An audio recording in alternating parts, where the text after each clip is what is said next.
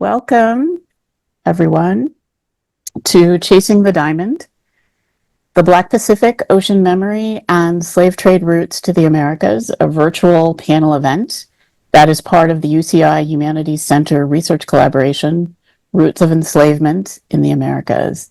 I'm Kathy Foley-Meyer. Please note today's session is being recorded.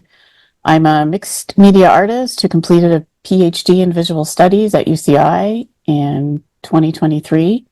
Prior to pursuing my PhD, I began to explore a method of visualizing the Black lives lost to the voyages of the slave trade, and I'll have more on that later in my own segment.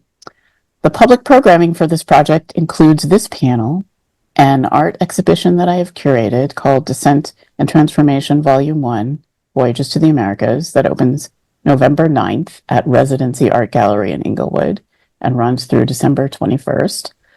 Also, Reframing the Black Pacific, an art and humanities workshop with artist April M. Frazier on the UCI campus on November 12th, and art talks by the exhibition's participating artists on campus on November 14th. And information about all of the programming can be found on Instagram at klfm.art. I would like to thank Dr. Alex Borucki of UC Irvine and all of the panelists participating today, as well as the UC Irvine Humanities Center for its support, and also specifically at UC Irvine, Amanda Swain, Erica Winter, Kellyanne Brown, Trevor Zhu, Ekua Arhin, Angelica Enriquez, John Murillo, and Liz Nguyen. And for supporting the project as a whole, I would like to thank Dr. Daniel Dominguez at Rice University, the current home of the Slave Voyages website. Today's panel is divided into three sections. The first is the Black Pacific in Latin America, and the presenters are Dr. Anthony Jerry of UC Riverside, and Dr. Alex Borucki of UC Irvine, and Spencer Gomez, PhD candidate in history at UC Irvine. The second section focuses on Black aquatic culture in California, with Dr. Caroline Collins of UC San Diego, Jamal Hill, Olympian and founder of Swim Uphill, and Dr. Kevin Dawson of UC Merced. The third and final section is on the arts and visualizing the Black Pacific and will feature Dr. Ayasha Guerin of UCLA, Dr. Brisa Marie Smith-Flores of UC Irvine, and me. If you have any questions for our panelists, please enter them into the Q&A because the chat is actually disabled, so you'll need to use the Q&A. And I'm going to turn things over to Dr. Alex Borucki to introduce the first segment. Thank you. Thank you very much, Kathy. My name is Alex Borucki, and I'm a professor of history here in UCI Irvine when I do research on the history of the African diaspora in colonial and 19th century Latin America. I chair this section of the panel. I'll introduce the two other panelists who will go after me, talking about the Black Pacific in Latin America. After we, the three, speak, we will be open to questions, and then we will continue with the two other sections of the panel. The two other presenters of this part are Spencer Gomez, who is a doctoral candidate here at UC Irvine History Department, and who is finishing the dissertation entitled Navigating Freedom and Belonging, Black Diaspora, Foreign Expertise and Resistance in New Granada, 1760s, 1800s. Then we will have Professor Anthony Jerry, who teaches anthropology at the University of California, Riverside, and who wrote the book Blackness in Mexico, Afro-Mexican Recognition and the Production of Citizenship in the Costa Chica, which was published last year. So it's fresh, and I highly recommend that for you guys. Now, I would like to start my part by telling you that this panel, the art exhibition curated by Kathy, which is opening in 2 weeks, and other events here at UCI are part of the public-facing activities of a research group named Roots of Enslavement in the Americas, which is led by faculty here in UC Irvine, in Santa Cruz, and Merced, and also integrates scholars and students all over the University of California campuses. This group is extending the research on the history of the movement of enslaved Africans and their descendants to new areas in the Americas, and integrating the result of this research on the website www.slavevoyages.org, which tracks the slave trade across the Atlantic and within the Americas. The research that we do here, specifically in UC Irvine, is mainly focused on the Pacific, tracing the stories of forced relocations of Africans and their descendants from the Caribbean to the mainland Americas, and from there to the Pacific coast of the Americas. For example, for about 300 years, Lima, the capital of Spanish South America for much of the colonial period, was the destination of enslaved Africans brought from the Caribbean to the Pacific via Panama. And also, farther south on the Atlantic side of South America, enslaved Africans were brought to Buenos Aires, in what is today Argentina, and then across Argentina moved into what is today Chile and reshipped to Lima, again to the capital of what is today Peru. Enslaved Africans also crossed the Pacific from the Philippines to Mexico in the Manila Galleon. This massive ship sailed almost every year from Manila in the Philippines to Acapulco in Mexico from the late 1500s to the early 1800s. Alongside merchandise from China and Japan, this ship transported enslaved Africans mainly coming from what is today Mozambique, who had first crossed the Indian Ocean and then sailed through the Pacific. Now, the Black Pacific in colonial Latin America was also created by communities of self-liberated enslaved people, or maroon communities, in countries such as Panama, Colombia, and Ecuador. Some of these communities still today recognize themselves as descendants of people who carved autonomy within these colonial spaces. I would also like to focus on two stories that challenge modern conceptualization of the Black Pacific in the early modern era, solely based on enslavement and resistance. This story also illustrates the complexities of the Black experience in colonial Latin America, which also involved the Pacific Ocean and the west coast of North America. Textbooks usually point to the Spanish Andrés de Urdaneta as the first European who sailed back from Asia to the Americas in a fleet that had initially departed from Mexico in 1564. This ability to sail back from the Philippines to Mexico created a permanent connection between East Asia and the Americas for centuries, the Manila Galleon that I mentioned before. Yet, it was not Urdaneta's ship the first to return to Mexico, but the ship commanded by the Portuguese pilot Lope Martin, who was of mixed European and African ancestry. Some of Lope's ancestors had been taken as slaves from sub-Saharan Africa to southern Portugal a couple of generations before. In 1564, 10 days after departing from the port of Navidad in the Mexican coast of the Pacific, Lope Martin and his small ship separated from the rest of the fleet. So they crossed alone from Mexico to the Philippines when they conducted trade, and then back to Mexico, where they were celebrated like heroes, as they were the first Spanish ship coming from the Philippines.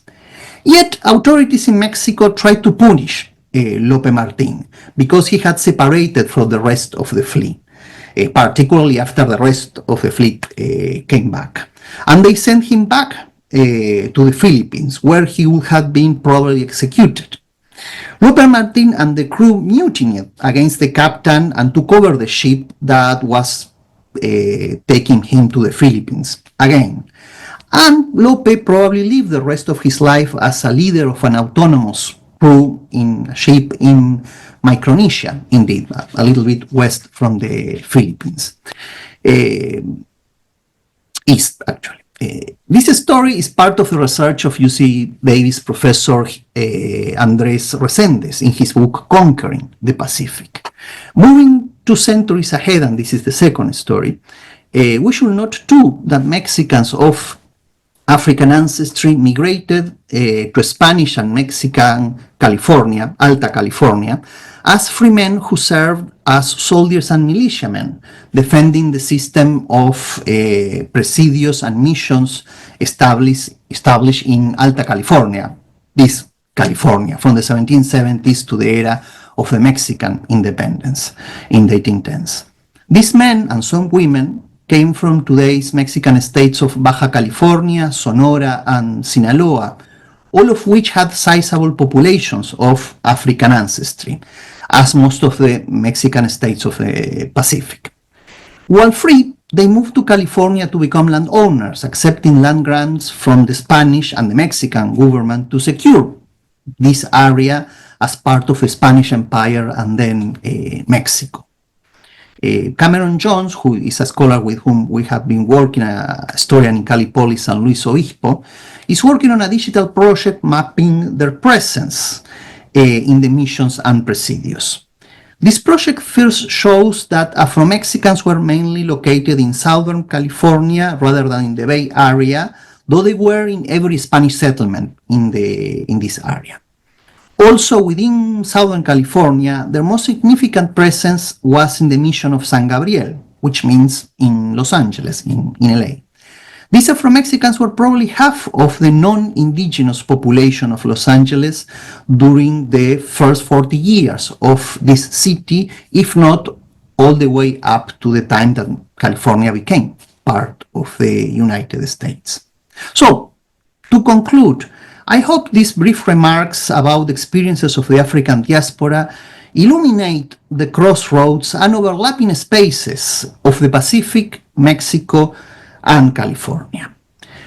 Now I will leave the screen, not the floor, to Spencer to continue with the second part of this. Hello, everybody. Welcome to this panel on the Black Pacific. I would like to thank Kathy and Alex for bringing me into this. Today, I will be focusing on the specific yet critical aspect of African diaspora, its connection to Latin America, and particularly the Pacific coast of both Panama and Colombia. Often, when we talk about the African diaspora, we focus on the Atlantic slave trade, but the Black Pacific represents an essential part of this history as well. It allows us to understand how African people, culture, and labor shape societies across the Pacific coast of Latin America. Let's begin with Panama, a nation that has been at a critical crossroads of global trade and migration since the 16th century. Africans have been a cornerstone of Panamanian society since the arrival in the mid-16th century. Initially concentrated in Portobelo and Nombre de Dios on the Atlantic side, but also in Panama City on the Pacific side. African labor was indispensable in constructing the infrastructure that supported colonial ambitions. One telling example from 16th century records note that, quote, slaves were found repairing the royal roads leading to Panama City, thus connecting the Atlantic Ocean to the Pacific Ocean through its narrowest point by roads. As indigenous populations dwindled due to disease and harsh conditions, the demand for African labor rose sharply. Africans were not only integral to road and city building, but also to the lucrative pearl trade. However, this labor was coerced and often met with resistance, as exemplified by the Bayano Wars. These conflicts, led by enslaved Africans who rose against Spanish colonial rule, illustrate the intense struggles that African people faced in Panama. Africans in Panama were given surnames by Europeans based on perceived ethnicities or geographical misunderstandings. This practice of naming, common in places like Panama, Mexico, and Peru, served to strip people of their cultural identities. Yet, through music, dance, and other artistic expressions, African communities were able to preserve aspects of their culture, even if these traditions became a blend of various African ethnicities. Panama also played a central role in intra-Pacific slave trade, as Alex was mentioning, with enslaved people transported from Panama City to regions of Peru, mainly concentrated in Lima. This trade was instrumental in spreading African labor across the Pacific. Conditions for enslaved people in Panama, particularly in the mines, were dire. The harsh working conditions, combined with high mortality rates, meant that the only way to sustain the enslaved population was to continuously bring in new Africans. While the Panama Pacific slave trade declined towards the end of the 18th century, the legacy of African labor and culture in Panama endured, becoming a permanent part of the nation's fabric. Now let's turn our attention to the Pacific coast of Colombia, specifically the region of Chocó. Chocó is the largest area in the Americas inhabited primarily by the African descendant people, and it offers one of the most remarkable examples of African autonomy in the enslaved Americas. By the late 18th century, enslaved Africans made up about 40% of the coastal population, with nearly 10,000 individuals living there by 1800. What's fascinating about Chocó is the way enslaved Africans and their descendants adapted to the tropical rainforest to carve out spaces of autonomy. In many cases, they were able to achieve a level of freedom unparalleled in other parts of the Americas. This was partly due actually to the distance from colonial urban centers and their ability to exploit the natural resources of the region. Rubber, tagua, cacao, and timber were among the commodities exported from Chocó during the late 19th century, and these industries allowed some enslaved individuals to purchase their freedom. In contrast to the autonomy that many Africans found in the rural regions of Chocó, the cities of Colombia's Pacific coast, such as Quibdó and Tumaco on the Pacific side, were seen by local white elites as bastions of civilization. White elites viewed Black culture, particularly marimba music, as contrary to the urban environment. Yet, Afro-Colombians moved into these emerging urban centers and contributed to their developments, despite the racial and social divisions imposed by elites. For much of the 19th century, Buenaventura, a major port city, was connected to the rest of the country and through the mule path and small canals and canoes navigating the Dagua River. African descendant peoples were integral to this network, linking Colombia's Pacific coast to broader global trade routes. To conclude, the Black Pacific, particularly as seen in the histories of Panama and Colombia's Pacific coast, sheds light on the complex and often painful legacies of African labor, culture, and resistance in Latin America. From the mines of Panama to the rainforests of Chocó, African people shaped these regions both through their coarse labor and their remarkable capacity for cultural preservation and autonomy. As we broaden our understanding of the African diaspora beyond the Atlantic world, we recognize the importance of the Black Pacific in highlighting the global movement and impact of African people. So thank you all for joining me in this panel. And I hope these discussions further encourage an exploration of these vital topics in world history. Thank you. Thank you, Spencer. Now we will go with Professor Sherry. All right, thank you, Alex. So because the project of Black recognition and Black identity is somewhat new in Mexico, at least politically, I want to focus really on the development of this sort of diasporic identity and the possibilities of that. And then after that, I'll sort of move to this connection between Mexico and California, or more broadly, the connection between Mexico and the U.S. Southwest, but specifically in the context of thinking about both of those spaces as a Black geography and what that really does. So the question of an Afro-Latin American identity in the Pacific that retains a connection to the African continent is really a question of time and the political moment in which we are asking the question. So before the 2000s in Mexico, the answer to this question for the majority of African descendants, or Morenos, as was the common referent for African descendants in the Costa Chica and other regions within the nation, would have been no. So before this moment, there was not much political motivation to identify with the African continent or an Africanness in Mexico, right? Or even a diasporic sort of connection. There were several activists in the region, both foreign and local, who were organizing and pushing for local community rights, and the use of a diasporic identity was part of this organizational strategy at times. However, this sense of diasporic connection didn't reach most of the Black communities in the region.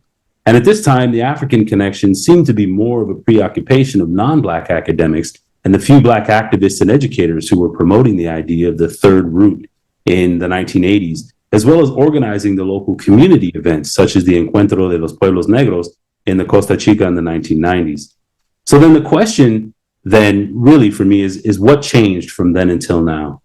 And the answer to this question really requires a sharp focus on the political nature of identity and the fact that the process of identity formation is a relational process rather than an uncovering or remembering of a primal connection to a place or people. So the question then is, what motivated this remembering in Mexico? And it's important here to focus on Mexico broadly because the process of identity formation is in fact a relational process. So therefore we can't limit this process of remembering to just Black communities in Mexico. So the visibility of blackness then in Mexico triggers a national remembering rather than just a community or an individual remembering. And undoubtedly, the push for local rights by activists in the 1990s is a key moment in this process. I think that we also have to take into account the wave of struggles for indigenous rights in the late 80s and early 90s in Mexico as well, as sort of motivating and pushing, right, Black communities for thinking about different strategies for this process. Now, also, there's been a more recent focus on the global routes of enslavement and colonial Mexico's involvement in the international slave trade and the impact of this human trafficking on Mexican economic, political, and social structures. So these larger political events have set the stage for Black recognition in Mexico. But a key question is, in what form can this recognition take place? Or better put, what kinds of identities do Black Mexicans have access to as a political strategy for recognition? And this is where the diasporic or the African sort of connection comes in, right? So this question then points again to the true relational nature of the process of identity formation. That is, that identities must be legible, both from within and from without, to be a useful political tool, right? So the development of this African identity or an African diasporic or Black diasporic identity, right, is partly, right, I think, pushed or motivated by non-Black Mexicans from outside of Black communities, right? And so I want to make it clear here that the strategy of diaspora, diasporic citizenship, and these kinds of things has been used throughout Black communities in the Pacific, but also Black communities throughout the African diaspora, right? Colombia then, as we just heard, would be a good example, especially in the 90s, right? But I think the issue in Mexico is that this strategy seems to have come from without rather than from within. Right. That is to say that the process of recognition in Mexico so far has involved a huge number of non-Black Mexicans, right, who in some ways have limited the possibility of identity formation for Black communities, focusing more on African descendant identities or an African connection rather than a local national connection, right? So with regards to the question of African identity being connected locally to Mexico, it seems that this work is still being done within these communities. And there's increasingly a recognition of Africa as a place of origin for many Black Mexicans. But I don't know that we can say that this is truly developed into a sense of diasporic or international citizenship. And for now, it appears that Black Mexicans see themselves as just that, right, as Mexican. And the question for me then is, how might local communities push for recognition of not only their racial identities, but the impacts that African descendants have had on the nation as both historical and cultural entities? And how might Black recognition in Mexico push non-Black Mexicans to embrace the impacts that African descendants have had on the development of the nation? And I think that this question remains to be seen, right? And the ways in which Black Mexicans then will further explore their connections to the diaspora. And I mean everyday sort of local individuals or individuals in local communities, right? So the way that they'll continue to explore these connections, I think, remains to be seen. But what I think is clear is that non-Black communities are sort of pushing, right, these communities to make those identifications rather than incorporating Blackness into their own quote unquote Mexican identities. So the second part of the question, right, is the connection between Mexico and California, right? And I wonder then, how do we see a connection between Black Mexico and California, or Black Mexico and the Southwest? And so I think the question of connecting Mexico to California, and I would argue the broader Southwest, is a tricky one, but one that also relies on the process of identity formation, but at this time in the national context, and the historical forgetting of the role that African descendants have played in the Spanish colonial expansion into what is now the U.S. Southwest. So the underlying question is here is, how might we reimagine or simply remember that both Mexico and the Southwest have been Black geographies since the early colonial period, and some would argue since the 1500s, right? This was also the case until the U.S. incorporated the Southwest into U.S. territory with the Treaty of Guadalupe Hidalgo. So ultimately, then, outside observers, right, when they were talking about at this moment of incorporation, many outside observers, that's U.S. Anglo folks, recognized the mixed heritage of these Black communities, right? And not only indigenous and Spanish or mestizo, but of being of African descent, right? And many of them saw the Black communities in the South, or the communities in the Southwest, the Mexican communities in the Southwest, as actually mulattoes, right? And this then pushes the conversation about whether these communities will be recognized in a particular racial way or not, right? And so this means that the brown and explicitly non-Black white dichotomy that we currently associate with Mexico-U.S. relations had yet to be rhetorically developed into the contemporary discourse that we recognize today. Now, this process happens as a consequence of the Mexicans in the region in the mid-1800s becoming Americans overnight. And this is not to say that the elite in Mexico didn't already conceive of Mexico as a white or non-Black nation. The point is that at this point, many of those Mexicans in what became the U.S. Southwest were of African descent. And the fact that we perceive Mexico today as non-Black obscures this fact. So you add to the mix that because we are so blinded by the narrative of nationality and the geographic reality of the U.S.-Mexico border, we focus most of our attention on more recent Black American migrations to the Southwest from other regions such as the U.S. South or Northeast. Now, this focus on nationality further obscures the historical Black presence in the Southwest and reinforces the idea that African descendants are new arrivals to the region. So the recognition of both Mexico and the U.S. Southwest as historic Black geographies allows for the unseen connections between Mexico and California and the broader Southwest to emerge. And I think then when thinking about these connections between the diaspora, thinking about the connections, thinking about incorporating the United States, California, and places like the Costa Chica into the Black Pacific, I think thinking about the historical presence of Black folks in these spaces then allows us to imagine these as Black geographies, and then opens up a new set of questions for us to ask about the Black experience in the Pacific. Thank you. Great. Thank you, Anthony. Now we're going to have a space for questions for about 15 minutes. People who are attendees of this webinar, they can type questions in the Q&A box that it's on Zoom.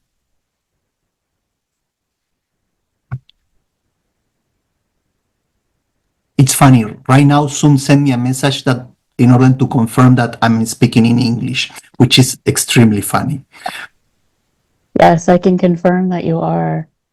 Actually, Thank you, Katy. I actually had a question, one question for Dr. Jerry and another for Spencer, and I'll start with Anthony. So if this identity was imposed from the outside, do you think it was the purpose to maintain a certain like hierarchical structure by imposing that identity, or was it just a sort of refusal to kind of see the total breadth and depth of the history? Yeah, I think both of those things are probably true and probably related, right? I think that the narrative for so long that race hasn't existed in Mexico, and the narrative for so long that sort of Mexico is synonymous with non-Black, I think create the potential for a national identity crisis once the process of Black recognition gets underway. And so I think what this is then is that it's really sort of a strategy to manage that crisis of identity, right? And so if you can push Black identities, right, to the edge of the nation, right, if you can push Black identities beyond the nation of Mexico, then I think what you do is you stabilize the historical understanding of a Mexican identity as non-Black, right? And so that means all of the history then is still relevant. It's still in play, right? Yeah, see, it's really interesting for me because when I've studied just for a project California history, and it's funny how Blackness is often triggered by the visual. And when I saw images of Pio Pico, I remember thinking, oh, okay, okay, because he's very dark, but he's also, I think, his in the photograph I saw, he had straight hair. So there's that whole, you know, and he was a very wealthy and influential person. So it's sort of like, I don't, the blackness has always been present. So for me, that kind of, I don't know, inability to see it just seems very strange and selective. Sure, and the historical narratives have made characters such as Pio Pico sort of exceptional, right? And I think when you go back and you really read the history, I think it becomes obvious that it wasn't exceptional. It was actually sort of the average, right? That's what, you know, the communities of folks in what became the U.S. Southwest at the time, right, would have looked more, right, would have included more African descendants, I think, than we actually, you know, give credit to or imagine. Yeah. And then I had a question for Spencer, because we had a conversation a few months ago where you told me about a gentleman who was recruited by the Colombian army, I think, to fight on behalf of the British. And that got me thinking about the difference between the Black Pacific and the Black Atlantic, because it seems like in the history of the Black Pacific, there are men and possibly women, I haven't researched it on that end, but men that were free or somehow gained their freedom and were able to live with a certain amount of autonomy. And I was just wondering if you could talk a little bit about the gentleman who. Oh yeah, yeah. Actually, that's on the Atlantic side. It's actually, Okay. but no, it brings up a really good point. On you see many instances of either formerly enslaved men from the U.S. or Haiti making their way to the coast of Colombia on the Atlantic side, which is what my dissertation talks about. But on the Pacific side, there's been work done by Claudia Leal in talking about like landscapes of freedom, as the title of the book, but really talking about the Pacific side of Colombia on the coastal side and how these zones of autonomy are created through this kind of distancing from landowners, right? So they're able to kind of build an economic prosperity to afford their freedom on that side, which is different from the urban centers you see more in the Atlantic side. But it's very interesting, the Pacific side, which is great that we're able to talk about these things because it kind of brings more awareness. So in your research, are they obtaining freedom how are they obtaining their autonomy? Are they purchasing it, or how does that work? Mine is mostly about how they're using their skill sets, and they're able to use things like their navigational skills, their linguistic skills in order to kind of circumvent labels of being enslaved or being re-enslaved. Yeah. Thank you. I remind people who are attendees that they can write questions on the Q&A, and if you cannot, text me if you have my number and you are part of the attendees. Anthony, I also wanted to ask you if in the research that you have been going after working on your book, have you been working also on migrant communities of Afro-Mexicans here in California? Yeah, a little bit. I think that's definitely part of the conversation.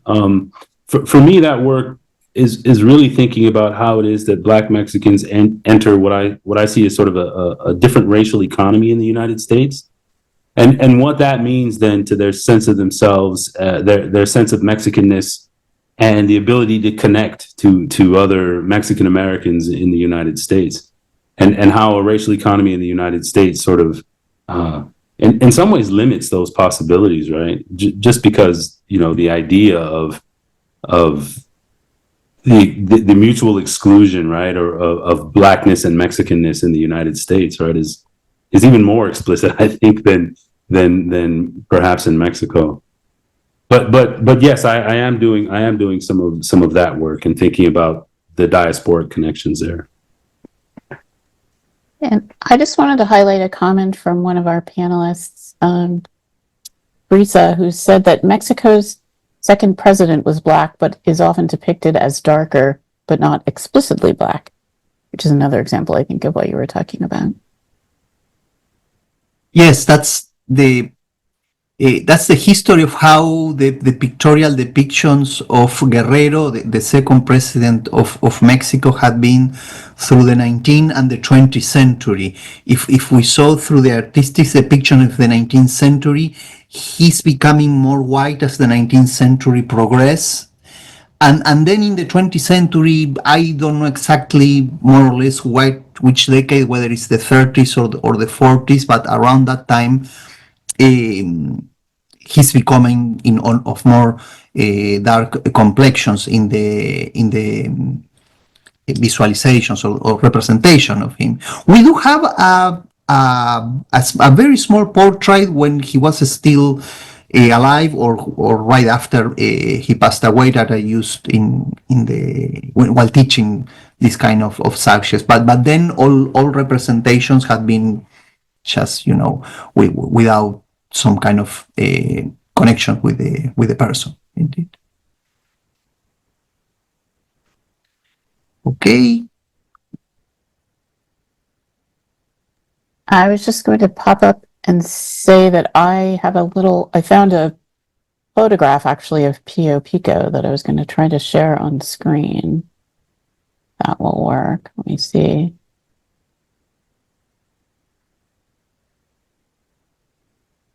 No, it may not. Yeah, this one. It's funny, there are renderings of him where he looks very black, and then there are others where he doesn't. Let me see if I can get this one to come up. Okay, let me see if I can share that.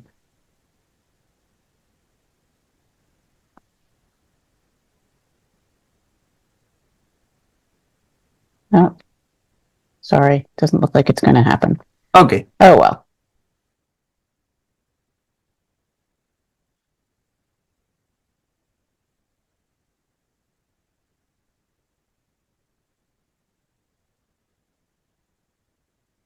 Sorry, from your audience. From your research, did you find that any Latin American societies have or ever did have a social hierarchy with relative social equality for people of African descent? As mentioned, many countries in the region deny the existence of racism, but it seems in most, Black people are nevertheless at the bottom of the socioeconomic hierarchy.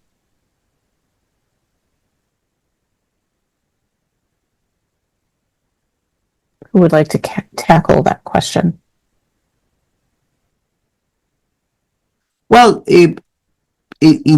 of course, in the colonial period, there was a system of discrimination based on constructions of race, without a doubt.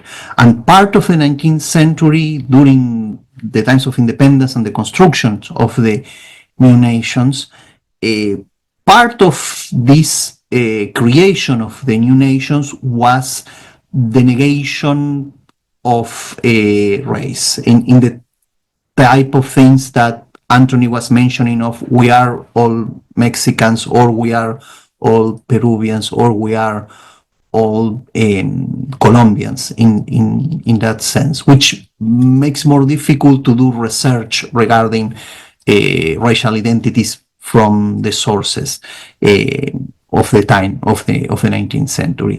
Then in the 20th century, we see the resurgence of race as a language to articulate discrimination, but also as a language of rights in order to build communities in order to combat that discriminations regarding rights of democracy, in which in the 19th century, much for the Latin American countries, the meaning of democracy was not that much about voting to vote, but about to what extent we are all equal.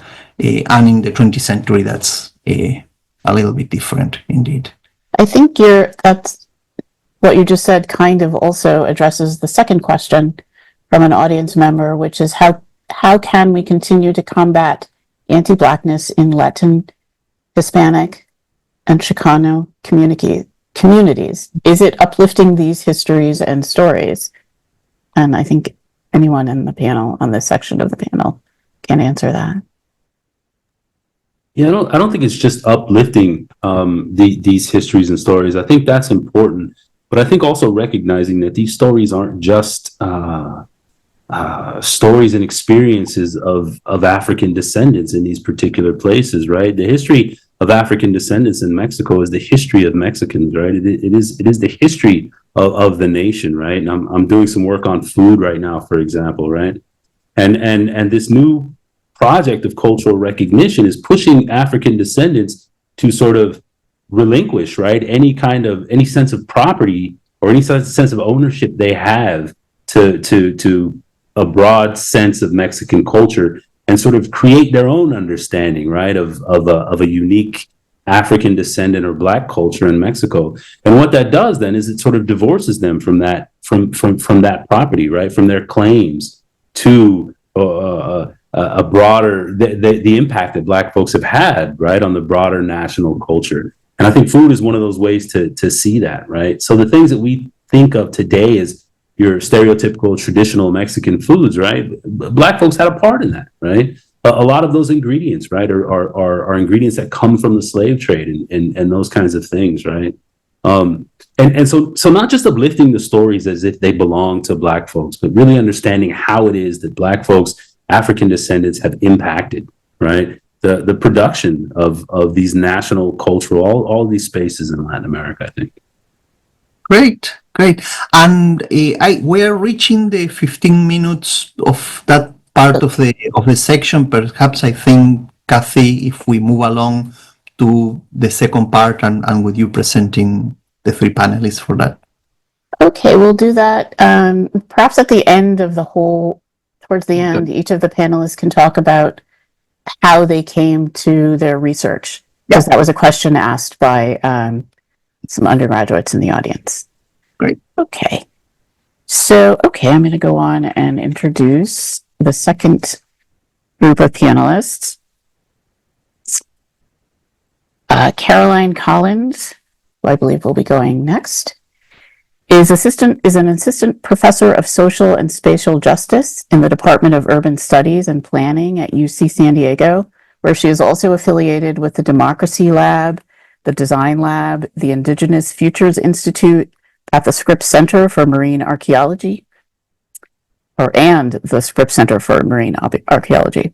Her work examines public remembrances of the American West through archival methods, ethnographic study, media production, and public history exhibition.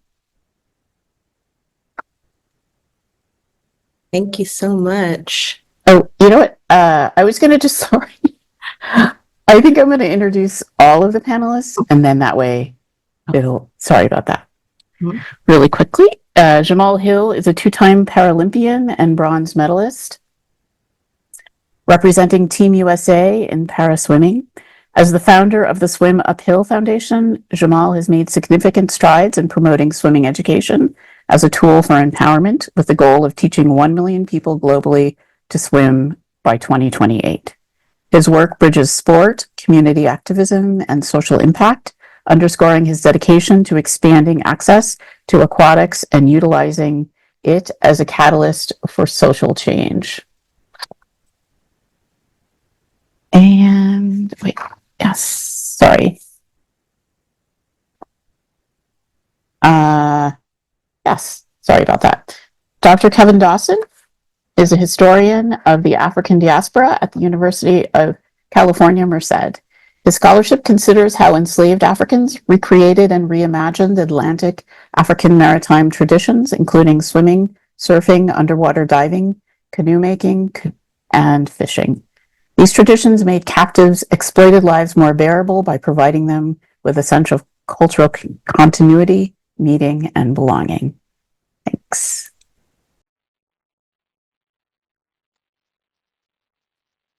Thank you. Can everyone hear me and see my screen? Yes. Okay. Okay, wonderful. Well, thank you so much again to Dr. Foley-Meyer and Dr. Borucki for facilitating this really rich event. Thanks to everyone who's coming out. I'm joining y'all from a hotel room in Kansas City where I am at a conference, so I apologize in advance for any connectivity issues. So Kathy suggested a few guiding questions for the opening remarks of this section, and I'm going to attend to those. So I'm first going to briefly share how I define Black aquatic culture and its importance as a distinct cultural phenomenon. And then I'll address how I approach reconciling the aliveness that we can experience in this cultural sphere with the also attention to proximity to death that takes place in a lot of this culture as well. And I'm going to do that through the lens of my public facing scholarship. So I attend to and think about Black aquatic culture as encompassing the various ways that Black people imagine and negotiate and connect with water. So that includes placemaking on and near the water.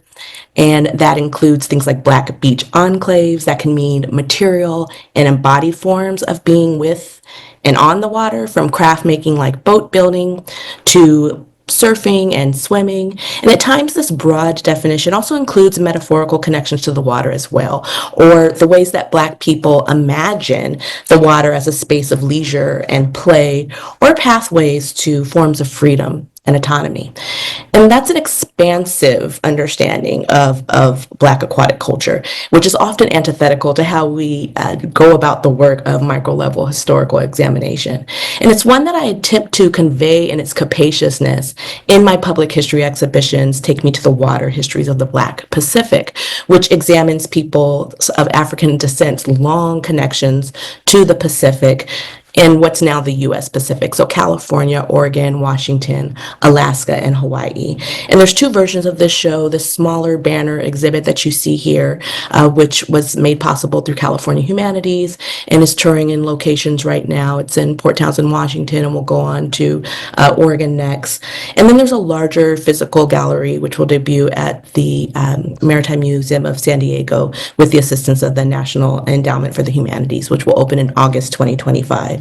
So beyond this really expansive geographic and oceanographic space, the exhibit also attempts to cover this long arc of time from the 16th century to the mid-20th century. And while this breadth was daunting to take on at times, especially in terms of archival and secondary research and curation, attempting to really broadcast this expansive nature publicly was a very central role of the project. And so it was my hope that when folks walked away from the exhibit, I hope that they would do so with this understanding of the sheer scope and dynamism and embeddedness of Black folks' extensive relationships to the Pacific and U.S. environs. Really trying to think about how we could arrest these narratives of exceptionality that Dr. Jerry just spoke to in his Q&A section. So these expansive yet interwoven narrative sections of the exhibit include African maritime traditions. So we're opening with African roots of seafaring, and Dr. Dawson's research was a really pivotal resource when curating that portion of the show. We think about how Black folks journeyed into the Pacific, examining Black conquistadors and counter-conquistadors in maroon communities, thinking of Black folks' roles in the art of navigation, like Lope Martin, who Dr. Borucki evoked at the top of this talk, how Black folks were able to find freedom and by taking to the sea. There's a section on Black labor at Black docks, thinking about how they were involved in things like shipping, World War II era women shipbuilders. You see an image of one here on the right, longshoring and labor movements as well, thinking about Black folks and their engagement in the natural world through things like hunting and commercial fishing, and also folks who were engaged in ecological research and study. The Patrolling the Pacific section looks at Black people who took to the sea as soldiers and sailors and navigated all kinds of discriminatory maritime policies. And then we close with a section on building communities. thinking about how the Pacific Ocean has facilitated the exchange of experiences and ideas and fostered community for people of African descent through elements including leisure and play upon the Pacific. And together, these meta narratives then really recognize Black aquatic culture as a distinct cultural phenomenon, which to me is significant because it allows us to center Black senses of place and ways of knowing and being and doing within broader social and cultural contexts. And doing so can help us then explore a myriad of social conditions, from aims of nation states to environmental concerns to how societies carve up and think about how we access property touching waters, and also how Black folks have created passageways and channels and straits for human agency through their engagement with water related practices. So Black aquatic culture then, for me, becomes this refractive lens with seeming infinite capacity for exploration of the human and social condition, especially Black conditions, and impacts upon various societies. So a lot of this work for me does center around notions of embodied behavior that's associated with aliveness.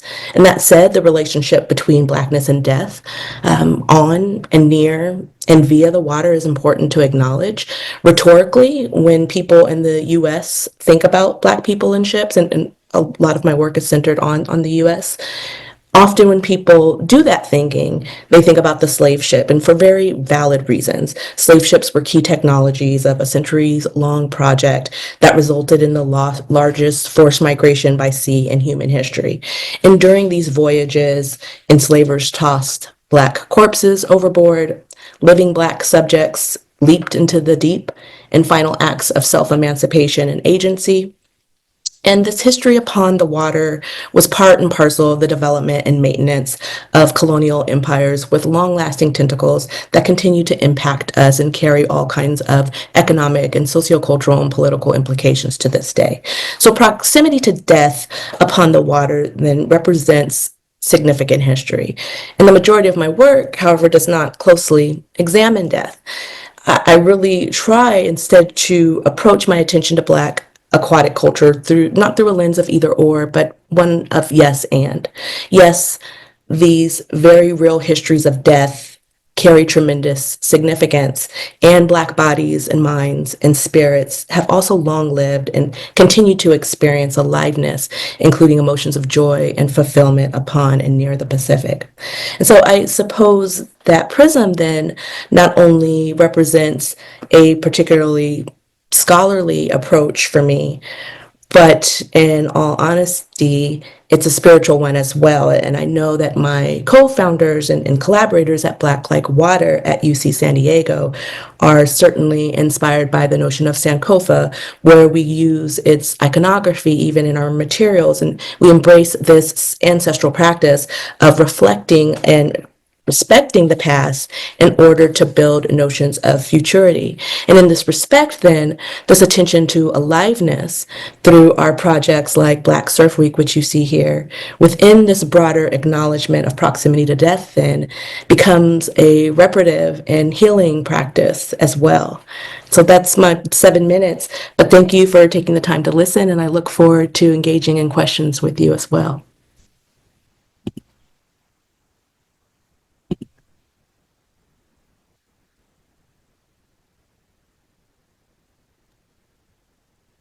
I don't. Am I up now, Kathy, or is it Jamal? I can go. I think I can actually segue into Jamal. Okay, that's fine. Okay. So I'm Kevin Dawson, and I'm a historian of the African diaspora. And so my scholarship really focuses on how Africans reimagined and recreated African aquatic traditions throughout the diaspora. And so I started using the term African aquatic culture and traditions in about 2003 to recognize the differences between African maritime traditions and Western maritime traditions.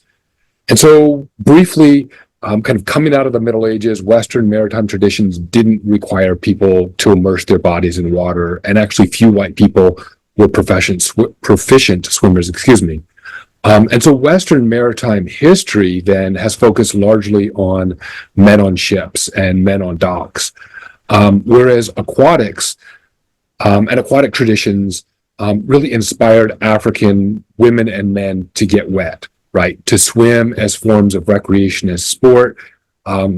Sources indicate that 1,000 years or probably more ago, Atlantic Africans developed the breaststroke, the backstroke, the side stroke, and then the freestyle or the crawl. And then African women and men dove underwater, upwards of 100, 120 feet deep to harvest shellfish for consumption, and then also pearl oysters and to salvage goods from sunken shipwrecks. They built dugout canoes. There's accounts that indicate that Africans, like say the Fanti, for example, who are above my left shoulder, were navigating the entire length of Atlantic Africa from Senegal. The Fanti are from Ghana, and they're navigating from Ghana north as far as Senegal, probably Mauritania, to as far south as Angola. And then because Africa has few natural harbors or bays, Africans actually had to develop surf canoeing, which you see above my left shoulder. And so Africans, sources indicate, developed surfing about 1,000 years ago. And then they used surfing to actually cross through surf zones or through surf breaking on the coast to reach fisheries and to access coastal shipping lanes. And so importantly, though, for Atlantic Africans, they developed really intimate, personal, spiritual relationships with the water. So Atlantic Africa has over 6,000 miles of tropical coastline. It has large rivers that could be upwards of 6 miles wide. For reference, the Mississippi is only 1 mile wide. And so for them, water was a sacred element, but then rivers and the ocean itself were sacred spaces. For example, members of many societies believed that the realm of the dead lay under or across the ocean or a large body of water, and that they believed that life was cyclical, right? So people lived, they died, and they were reborn. And the ocean and these large rivers were the realm of the dead. They're the realm of their ancestral realm. It was where the soul went when it waited to be, well, it was waiting to be reborn. And so there were also, the ocean and rivers were home to deities and spirits. And these spirits could guide fisherwomen and men to schools of fish. They could guide merchants on safe voyages, and they could protect swimmers from drowning or being attacked by marine creatures. And so there's also a public-facing kind of component of my scholarship, and that really developed in about 2005. So back in 2005, I published an article in the Journal of American History titled Enslaved Swimmers and Divers in the Atlantic World. And so I'm really studying people who have been dead for centuries. And so I published that, and I didn't think I was going to have much interaction then with living people. And that article, it talked about how enslaved people reimagined, recreated traditions, the tie to California and the Pacific. Super brief is that at least 2 groups of enslaved Africans were brought across the Atlantic Ocean, across the Caribbean, across Mexico, to the Pacific in the late 1600s. One group was brought into the Gulf of California, between Baja and mainland Mexico, to look for pearl oysters. That group was captured by Dutch pirates and taken to the south western Pacific. And another group was brought to what's now San Diego to try and find pearl oysters there, which they never found because the water is too cold. But anyway, at the end of this article, I discussed how, yes, if you jump back in time to the 15, 16, 17, 1800s, African sources clearly indicate that African descended peoples, both in Africa and the Americas, were far better swimmers than people of European descent. But then today, Black Americans are roughly 10 times more likely to drown than white Americans. And so I kind of speculated on why, like what caused that. And it's not the slave trade, or violence under slavery, but it's the racialized violence that occurred in the 20th century as swimming pools and beaches were segregated, and Black people were forced off of those spaces. And so after I published that article, a number of swim organizations in the United States and America started reaching out to me and asking me if I could give talks or how I could use my scholarship to help reduce the Black drowning, this disproportionately high Black drowning death rate, which is how I was fortunate enough to meet Jamal Hill. He reached out to me, and so yeah, we struck up a relationship. And so to go to this question of resilience and aliveness and Black aquatics and surf culture, and our relationship, or I should say Black aquatics and its relationship to the Atlantic slave trade and to racial segregation. So to me, I see a few different ways of answering that question. So first, we need to put these kind of historic, horrific events of the slave trade and racial segregation into their context. And so what I would say is, let's take a big picture approach. And by that, I mean that archaeological evidence indicates that Africans' beach culture is at least 117,000 years old, right? So for example, there's fossilized footprints in South Africa of a woman who scientists call Eve, who walked ashore after swimming in the ocean, presumably to harvest shellfish. There's other archaeological evidence that's over 100,000 years old that documents Africans in different parts of Atlantic Africa that they had harvested shellfish that were cooked and broken open to be consumed. And so in this span of over 100,000 years old, over 100,000 years, the slave trade and segregation, like the horrors that those historical events imposed upon us, are really just grains of sand in our African aquatic history, right? They're horrific, but they don't speak to kind of the enduring qualities of our traditions, right? That survived the Atlantic slave trade and that survived segregation. And so if we look at it, I would actually see our aquatic traditions in a state of kind of resurgence. And what I would say by that is that, growing up in I learned to swim, I should say, in the early 70s when I was a couple months old. I learned to surf when I was about 10 years old. And back in the 70s and 80s, I saw few Black people swimming for recreation or competitively. I surfed from Manhattan Beach in the north down to San Diego County, and I knew of only 4 other Black males who surfed and no Black females in the 70s and 80s and into the early 90s. But today, you see a resurgence of this. You see large numbers, growing numbers of Black people swimming and surfing. I've seen it through my daughter who swims competitively, just graduated from high school, and I've seen the growing numbers of Black swimmers. And then you see it at the higher levels, right, with Olympic swimmers, including Jamal Hill. And so, so I think what I would close with is that, yes, we were able to bring these aquatic traditions to the Americas, where they remained, where they endured. And so we went through this, kind of almost 100-year period where our traditions were suppressed, but not completely. And I think now we're, like I said, we're living through a resurgence. Thank you. I'll turn it over to Jamal.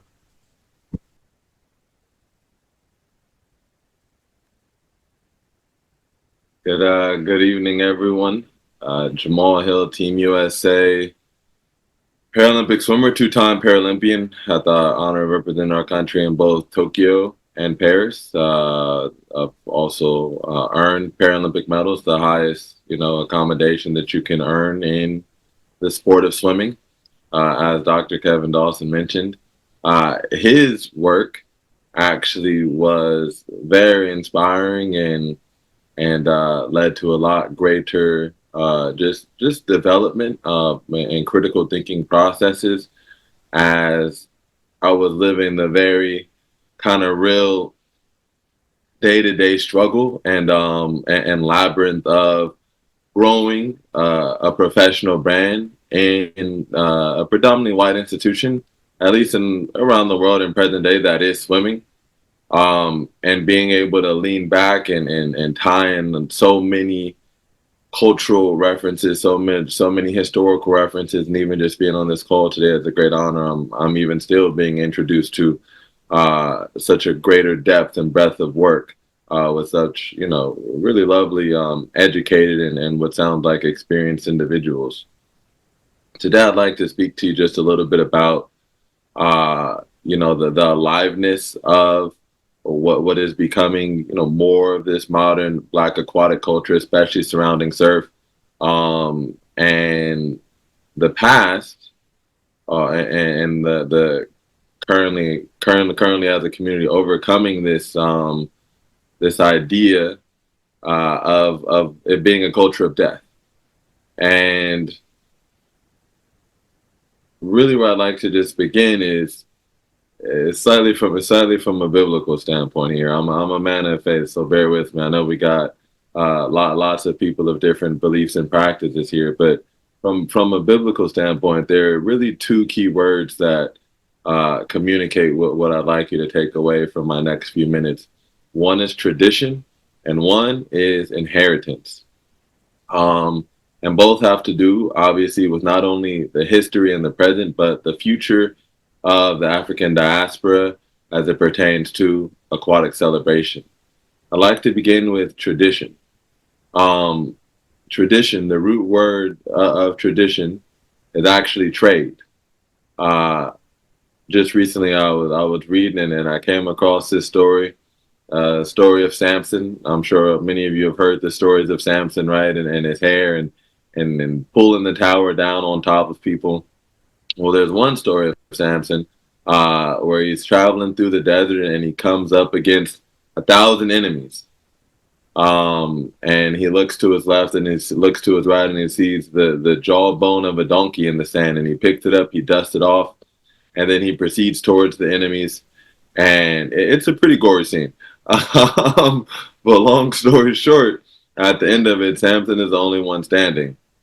And once he's finished, pretty much conquering his foes, he dropped the jawbone and he continued on to his journey. And I think this is really, really important just because most things have not only duality, but they have an entire, ecosystem around them. And many times when we speak about tradition, we only ever speak about really the positive implications of tradition. Whereas, again, the root in tradition is to trade, right? It is to let go of something and to move on to something else. And a part of tradition also comes the ideology of trophies, right? I don't know about you all, but if I had just slain 1,000 enemies, whatever tool I had just used to slaying all those people, listen, this is coming home with me. It's going on the shelf, right? Like this is one of my trophies. However, Samson dropped it not because the tool had not been valuable, but on what he was going to next, that tool had lost its anointing. It was only valuable for that particular season, and it was only relevant for that particular season. And the history and the tradition is an understanding how anointings can come about and how very regular objects can become tools for us to use in the present or in the future to really, bring about the positive works that we're looking to impact on this world. And so as we speak about the rich tradition and all the value that exists there, especially, amongst our youth, right, who maybe have not been as well assimilated into studies of history and things of that nature, especially with such an instantaneous environment, I think it becomes imperative to really think about, as we bridge the gap between these cultures, not the relevance of history. Obviously, we know it's very relevant. Obviously, we know it's important, but the frame with which we communicate that history, right? And what I mean by that is the frame as to which, again, many of my counterparts here today speaking to the rich history of aquatics, not only in the water, but on top of the water, And not that that is not interesting, and of course it is, and of course it can be a source of pride, maybe for someone like me at the greatest and highest levels who's, I want this, but for many of the people that we serve through the Soma Pill Foundation, a part of the African diaspora or otherwise, primarily, under low economic means, history means very little, or it holds very little value in terms of their present, right? They're not as connected to that tradition in history. In fact, they've traded, right, that for something new, and in some ways that's valuable, which brings me to the second word that I wanted us to discuss about today, and that's inheritance. So often when we think of inheritance, we think of physical treasures, right? We think of, great auntie, please, Lord, let me be in her will. Be nice, all right? But ultimately, inheritance is much more than physical things. Again, we have this wonderful board of historians, scientists, and very educated people in various degrees on here of academia. Science has proven, time and time again over the last several decades, even through epigenetic studies, that we inherit so much from our parents and from their parents and from their parents' parents, right?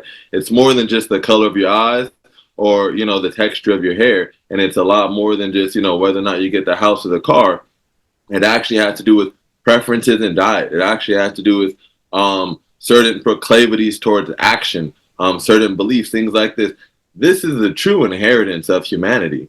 And like all inheritances, right? Like there have been very wealthy families in the last 100, 200 years that after multiple generations, the youth of that family squandered the inheritance to where they went from all this money to now they have none. Similar thing I think has happened as we talk about the trading, right? The tradition of the African diaspora experience within aquatics. The inheritance, which was once so rich, has gone through these many generations, which again, this is a very educated room. There's no need for me to give you a short history lesson.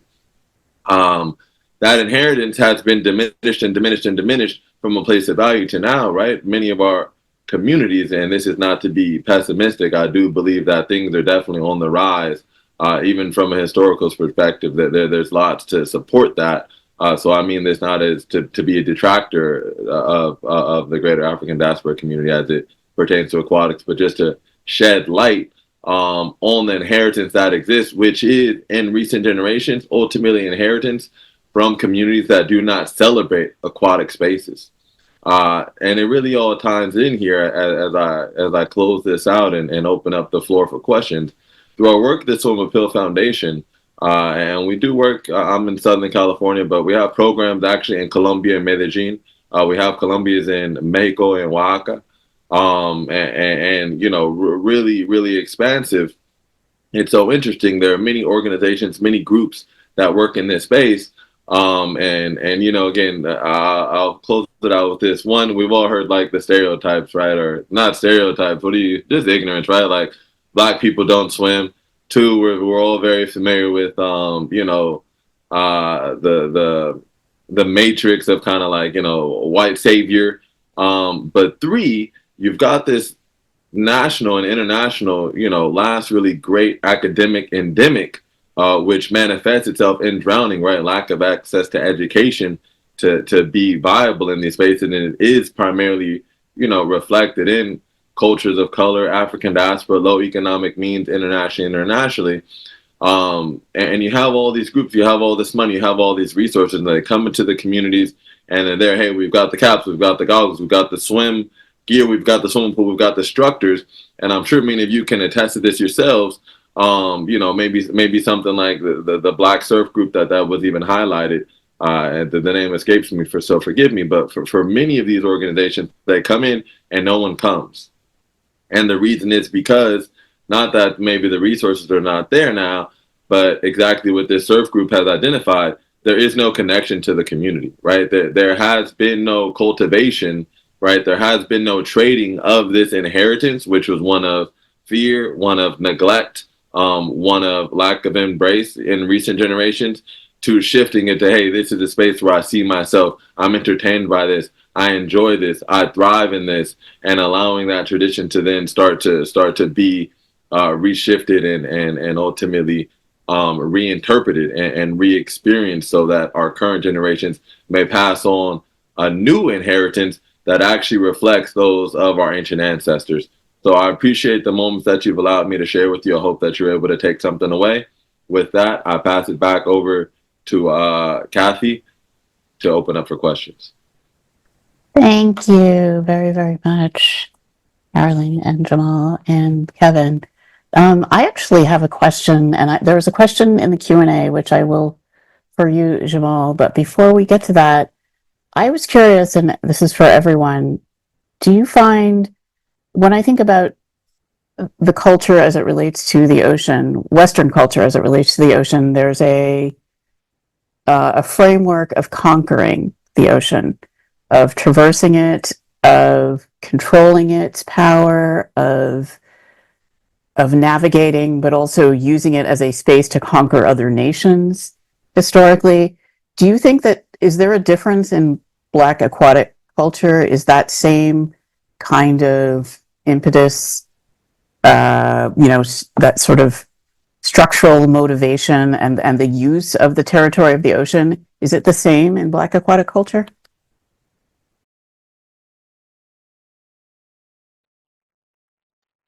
And anybody, it's for anybody. I can definitely speak to that. So I would say no. I mean, so like if you were to look at it, and I do talk a little bit about this in my book, but and sorry for the glare, it's coming sunset where I am, and so yeah, the sun is obviously shining in my face. But anyway, yeah, so if you look at it, I mean, if you look at kind of biblical reference to the ocean, it's this ominous space. It's like the refuse of God's creation. It's a means of punishing people, the Great Flood, and things like that. And so you don't really, and so it becomes this place, especially during the Middle Ages, with the rise of Christianity, of fear of crossing, but not spending time in, right? So you cross the ocean to conquer people or things like that, but it's not a cultural space. It's not a spiritual space. And so, yes, for Africans, very much you see a different approach where it's a place of belonging. It's a place of cultural and spiritual meaning. I think you can also see it in like the ways, some of the different kind of cultural aspects of it, the cultural practices of it, but like swimming, immersing yourself in the water is a way of connecting with ancestral spirits, with the realm of the dead. You can even see it today, I would say, in surfing, where the Western tradition, like the tradition coming out of Australia, mainland America, South Africa, white South Africa, was to go out and to shred and to carve waves, to basically destroy waves. But like the Hawaiian tradition and the tradition that you see in the Black Caribbean is not that. It's very much to be in harmony with waves. So the styles are very different. And I'll just leave it at that.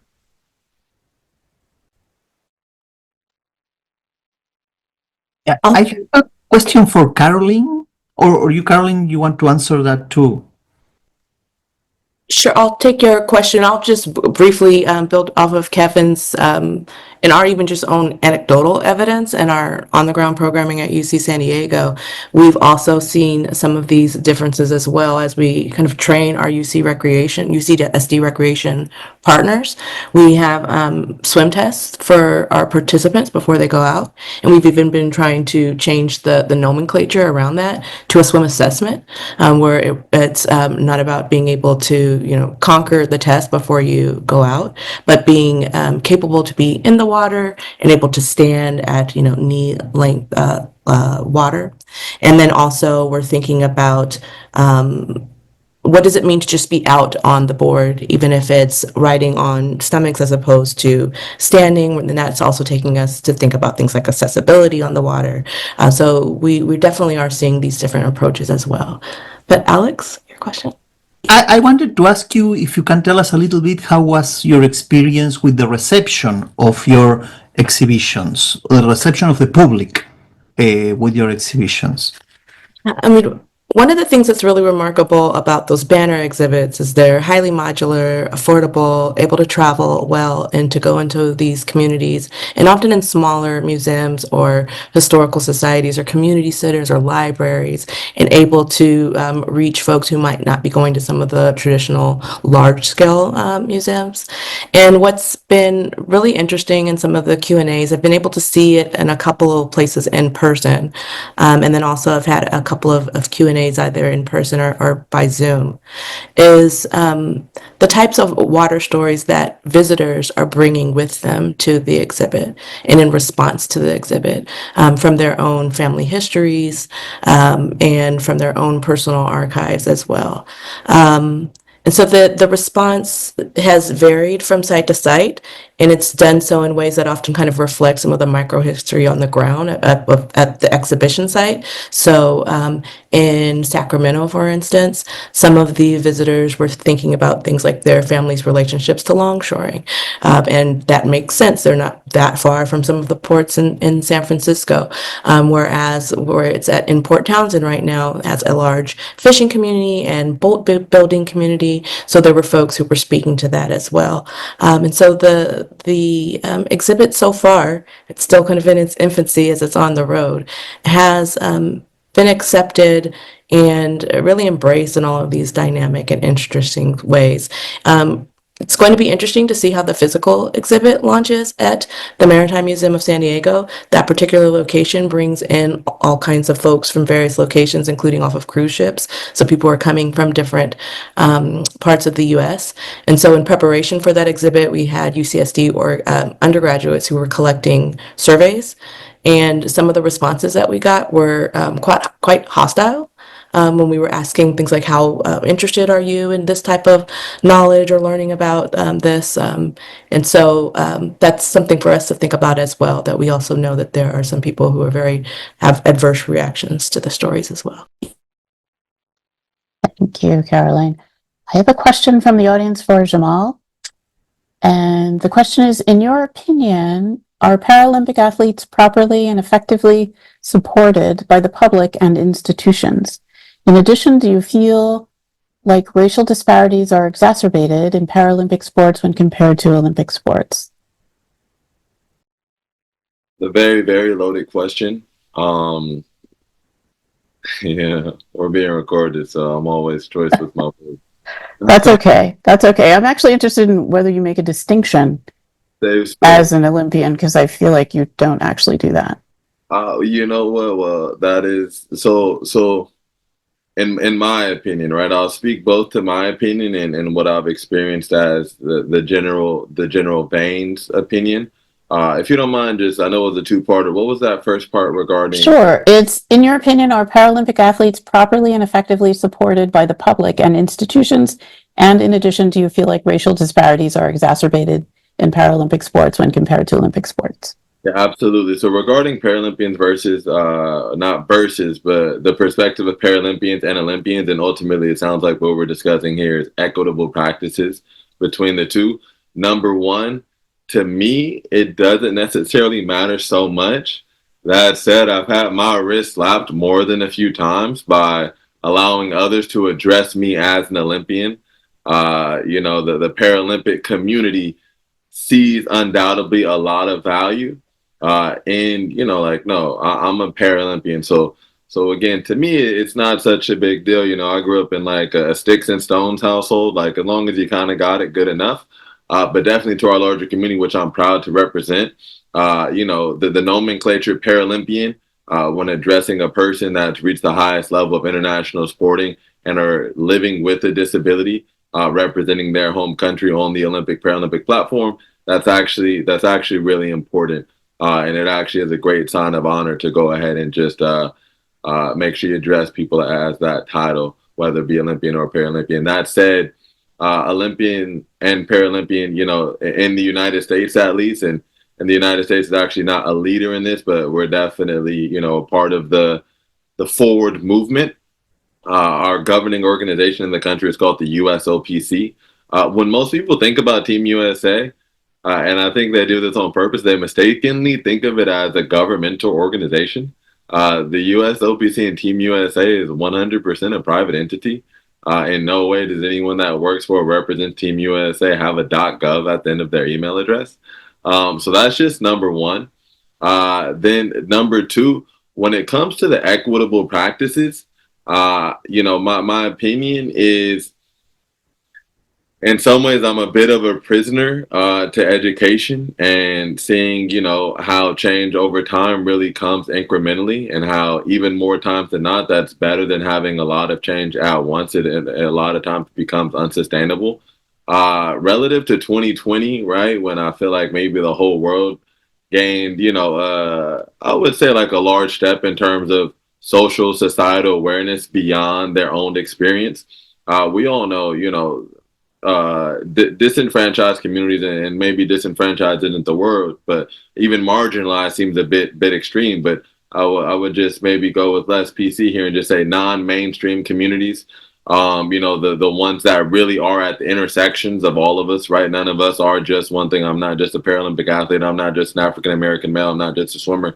It's that intersectionality that really, starts to hone some of my identity in terms of qualitative data. The Paralympics are relatively new, right? The Olympic movement, has been going on since the original Olympiad in Greece and whenever. That said, like anything, if something has been going on for thousands and thousands of years, and then you have a new auxiliary component, while respected and under the same roof, it still will take time for it to become, more equal in that practice. I had an opportunity to be at an Olympian and Paralympian dinner the other night, and I learned why certain wines are so expensive, even though sommeliers can't tell the difference. And it turns out that these wines being expensive actually has very little to do with the taste. The reason they're so expensive is because they're coming from a family that's been making wines for the last 2,000 years. And then that's actually what the sommelier has been trained for.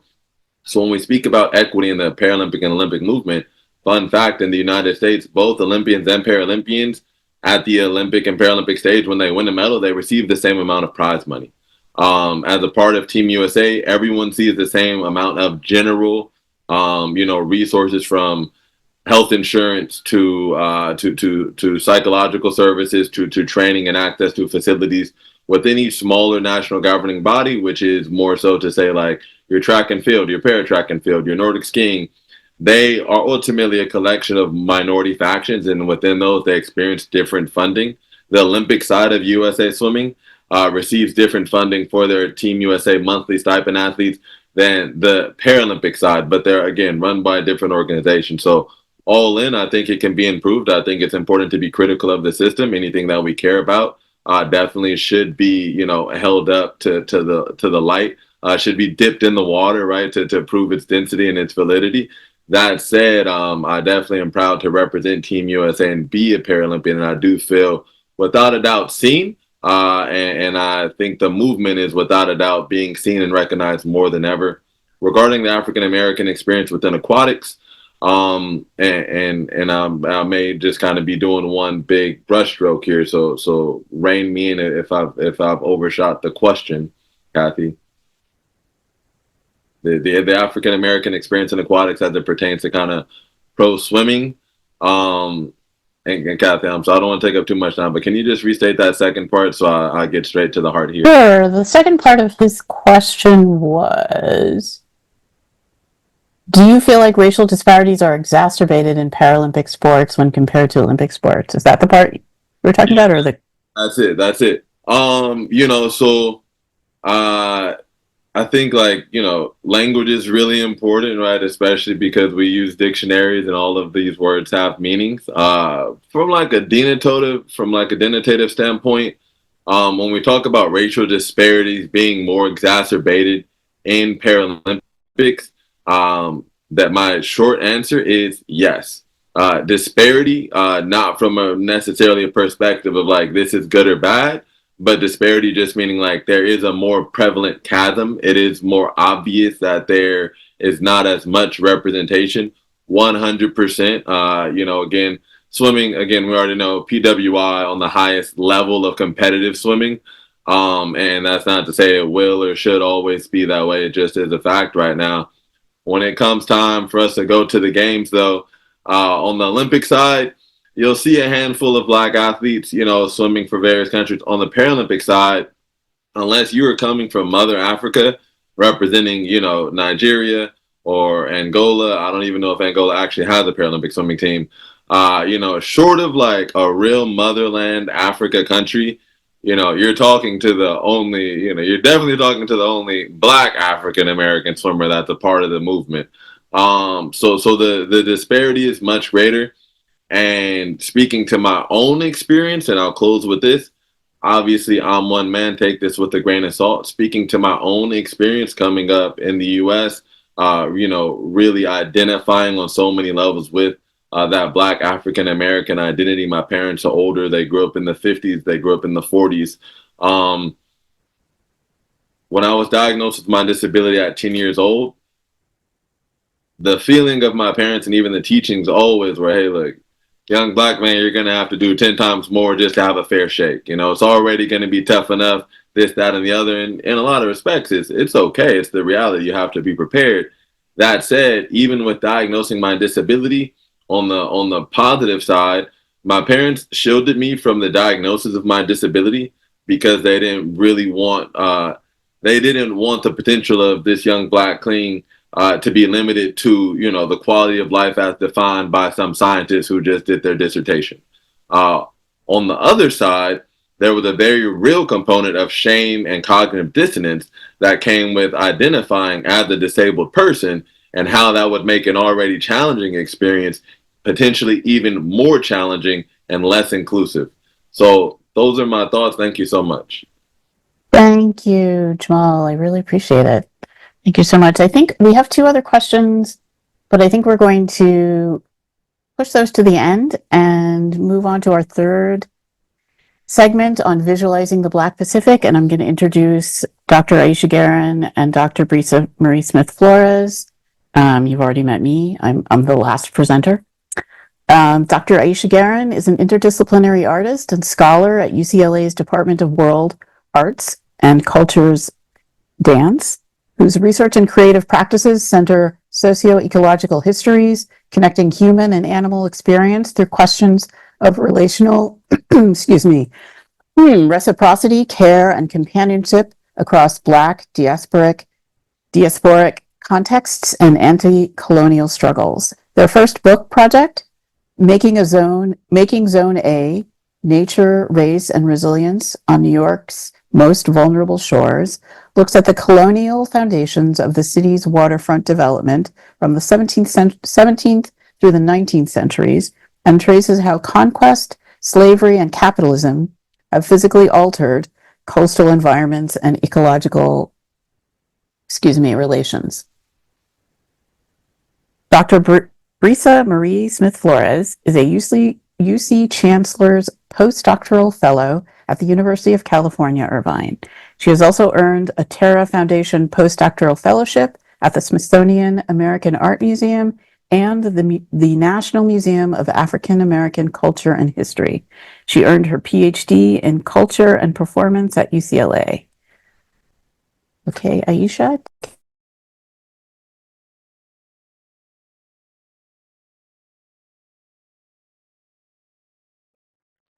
Okay, hi everyone. Thank you so much, Kathy, for that introduction. My name is Ayasha Guerin, and I teach in the Department of World Arts and Cultures at UCLA. I'm also an artist, and so I have an essay film or a video essay in the show that Kathy curated that's opening next month at the Residency Art Gallery. And the short essay film is titled Submerged. And so I thought for my 6 minutes left here today, I would just read you excerpts from the essay and show you a few of the still images from the film. But keep in mind the total essay is 21 minutes long, and so you're getting a very truncated form.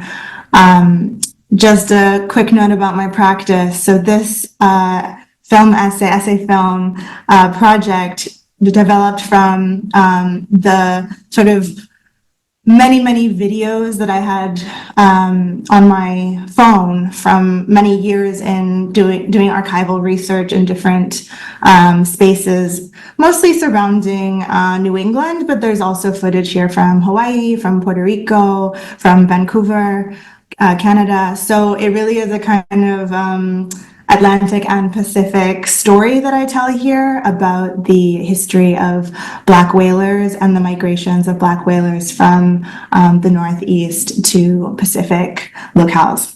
So with that, I'm just going to start reading. So, shorelines do not exist in stasis. They're moved by tides. Reef habitats emerge when the tide rolls out. Thinking within the oceanic is an approach that Black studies and Black feminists have used for some time. We understand the ocean as a primary site of the disaster of transatlantic slavery, responsible for patterns of diaspora, dispersal, and the ongoing resounding sense and awareness of the precarity of Black life.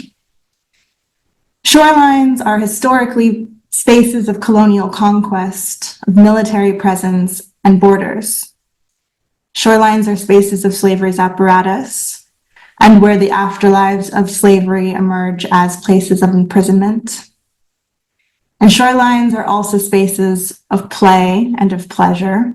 And studying shorelines, I've come to understand that they're spaces of interspecies contact.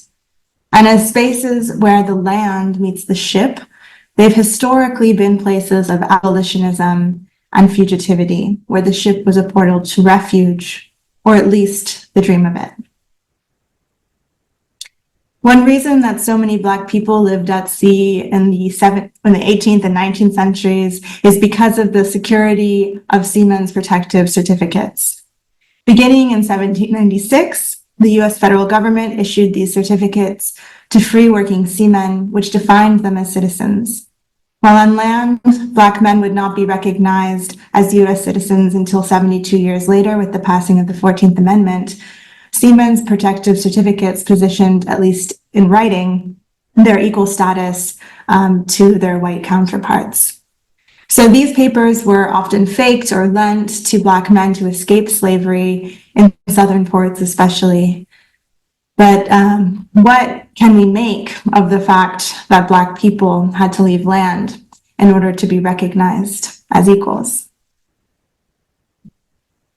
To be submerged is to be unseen from the perspective of land. Of course, below the water, one is seen by other sea life, and other relationships are forged. My work considers what are and what have been and what could be the relations between we, the submerged, multi-species living beings that have been cast through logics of colonial capitalism as in or unhuman. The whaling story that I trace starts on the shoreline of so-called Long Island, New York. During winter months when seas were high, drift whales often washed ashore. And after British colonization in the mid-17th century, a sacred indigenous practice of the Unkachog, Montaukett, and Shinnecock peoples, harvesting drift whales along the shoreline, was transformed into a transoceanic hunting enterprise that profited white settlers and decimated global whale populations. The whale fisheries in the 17th, 18th, and 19th centuries were brutal workplaces for men and whales. When a whale was sighted from the whale ship, 6 men packed into a smaller boat and rowed out to lance it with a spear attached to a long rope. Oops, sorry about that. They needed a lot of strength and excellent aim to shoot the whale in the lungs, after which the men would hold onto the rope and endure the whale's pulling and thrashing until it drowned on its own blood and seawater. Next, the corpse had to be towed to the ship, and then the process of rendering the whale on board began. Stripping the skin from the flesh, cutting it into pieces called Bible leaves, and boiling these in large vats on deck so oil could be extracted from the blubber and stored in barrels. While chasing whales for oil, was considered a necessary violence to keep up modern standards of living, many laboring men subscribed to the errant and gory life at sea because their prospects on land were even less hospitable. And by the 19th century, American whaling voyages stretched several years to the Pacific. Whaling diasporas brought Black people who arrived in the Americas by the transatlantic slave trade to the other Pacific side of the world. And as whales adapted their routes to deeper, colder waters, sailors migrated through the whaling fisheries in search of safer social harbors across the global whaling archipelago. I've been inspired by echolocation. Some scientists think that it may provide toothed whales and dolphins with a three-dimensional view of the world. The whistles, the clicks, the groans, and the other noises made by many toothed whales are also thought to be important in communication and a method of signaling which helps whales to navigate oceans. Whales use echolocation to communicate and warn against danger. So I'm thinking about echolocation as relation, and I'm thinking of listening to the resonances of this relation as method. Echolocation is sensory, as in we're getting a sense of the relational, or locating the self via the other. We might listen to the reverberations of historic whaling diasporas to learn emergent strategies of survival. Listen to temporal echoes to better trace how the past informs the future within relational theories of oppression. My work is grounded in the material and the relational, and it traces diaspora. Changing relations between whalers and whales reflect the importance of layering anti-colonial and ecological perspectives together. And what emerges is a consciousness that integrates understandings of how species endangerment has been entwined with histories of subjugation, exploitation, and the precarity of Black and Indigenous lives. Drilling without regard for ecological relation, whether in the head of a whale or the foot of a mountain, has propelled modern life into the crisis of species loss, racial violence, and social injustice. And the ongoing challenges facing vulnerable coastal communities require ways of non-humanist thinking that are responsive and responsible to the historical conditions which continue to produce precarious assemblages of being for racialized people and our mammalian kin. Okay, so that's the end of my excerpt.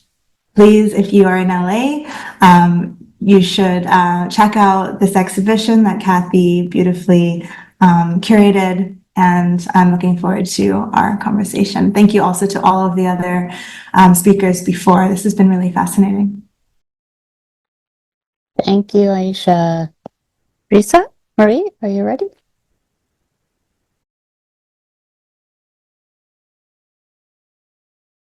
You know, I always say, yes, I'm ready. And then Zoom like moves everything around. There you are. We've got you. Can you see my screen? Yes, we can definitely see your screen and you. Perfect. That is beautiful. You're all beautiful. Hello, everyone. My name is Brisa Marie Smith-Flores. I am a Ph.D. postdoctoral fellow at UCI in the African American Studies Department. And I want to say thank you for having me here and sharing all of these moments with everybody that have spoken so far. Before I start, I'd like to begin with a land acknowledgement. I'm in LA, and so I situate myself in relation to UCLA and other researchers like me who are actively occupying and benefiting from this stolen land that is the traditional, ancestral, and unceded territory of the Gabrilingo Tongva peoples. I pay my respects to the Hanukvektan, the Ihihirom, and the Yohineken, past, present, and emerging. As a scholar who works within decolonial theory and praxis, I also just want to take a time to make a statement on genocide and bring attention and honor the people of the Congo, Sudan, Artsakh, Tigray, Palestine, and the Xinjiang Uyghur Autonomous Region of the Northwest China. If you haven't heard of what is going on, I hope you take this moment to be reminded to learn to divest from genocide and its capitalist machine and to fight and uplift our global human relatives who are quite literally fighting for their right to live and exist.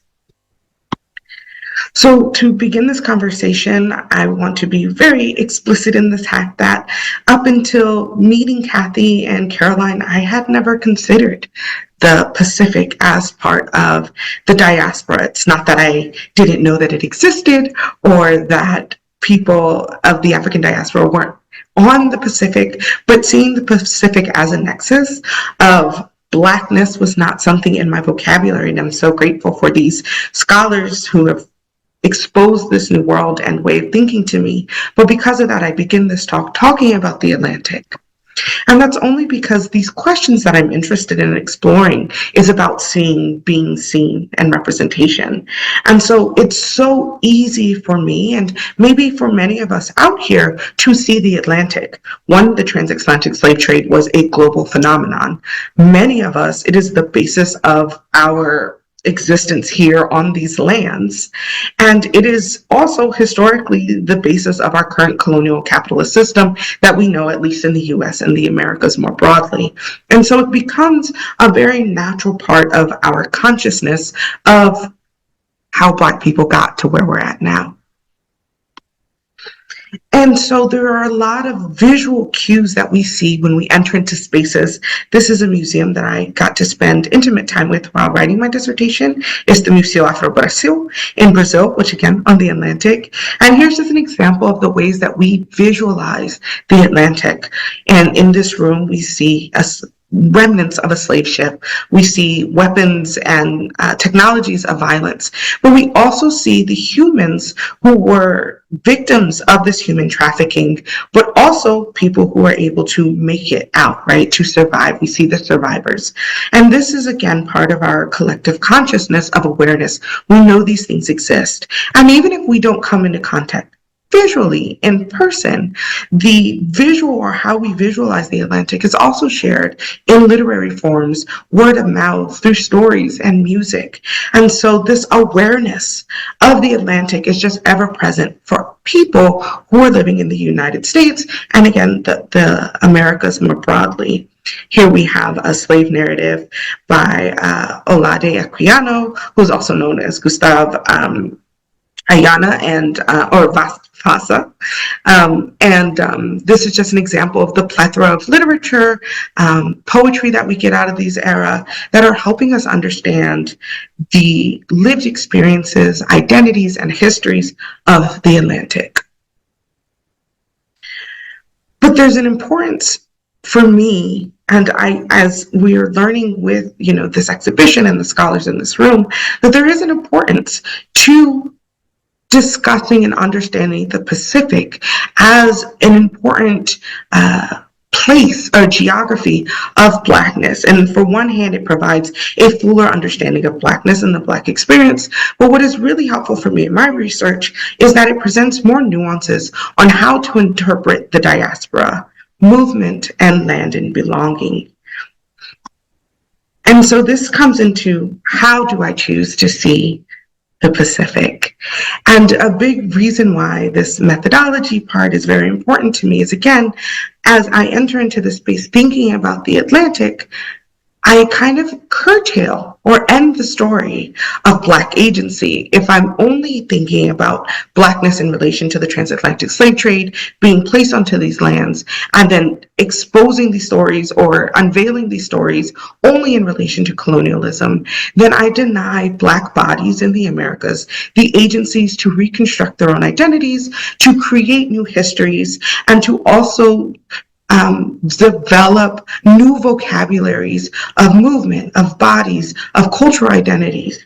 And that's really something that I'm interested in. So rather than seeing this world from what I had done previously was a very colonial centered approach, I'm now trying to center more what I call what I use is a relational model that is often very much grounded in something called African Indigenous knowledge systems, where you prioritize the context, the human desires, goals, dreams, and your own biases when approaching your research questions, and engaging with your data or the information that you're receiving from the archives, from people you're dealing with, or from the objects that you're working with. Now, this, of course, presents some challenges, and that's because for me, again, and you'll see very soon in what ways I'm engaging with these art objects, and I'm getting close on time, so I'll hurry through. But the Pacific is also very innately related to the Atlantic. So disentangling the ways in which the Pacific becomes its own thing rather than just a continuation of the Atlantic is something that I'm working through these conversations. And again, it requires a new vocabulary that forefronts the agencies, the dreams, and the desires of these Black populations, independent from, or at least parallel to, the colonial violence that they are surviving and navigating.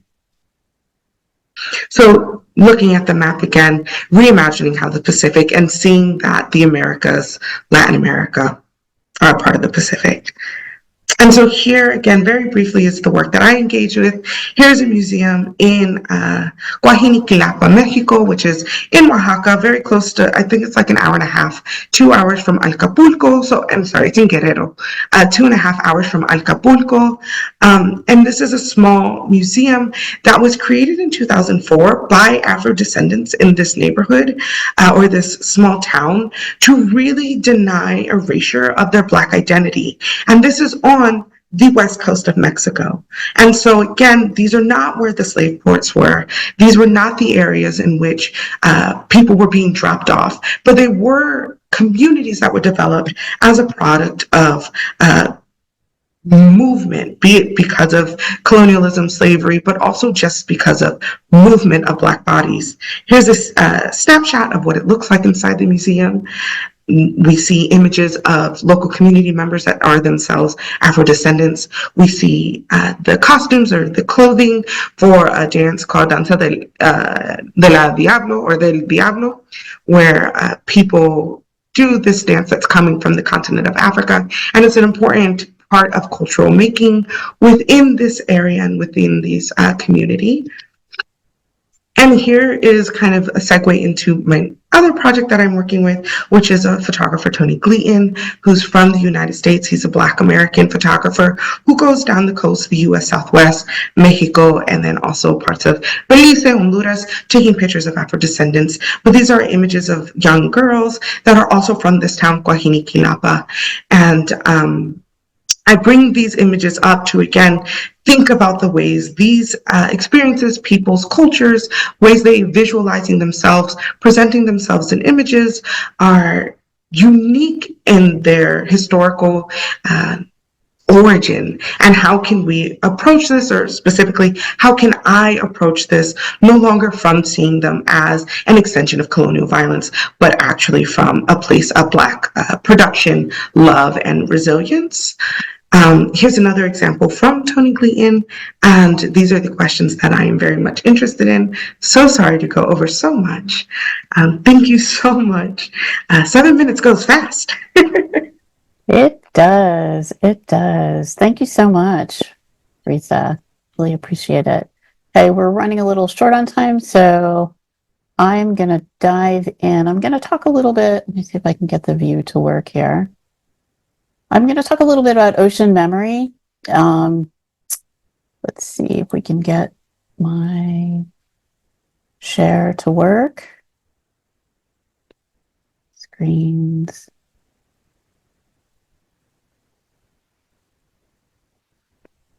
All right, let me try that again.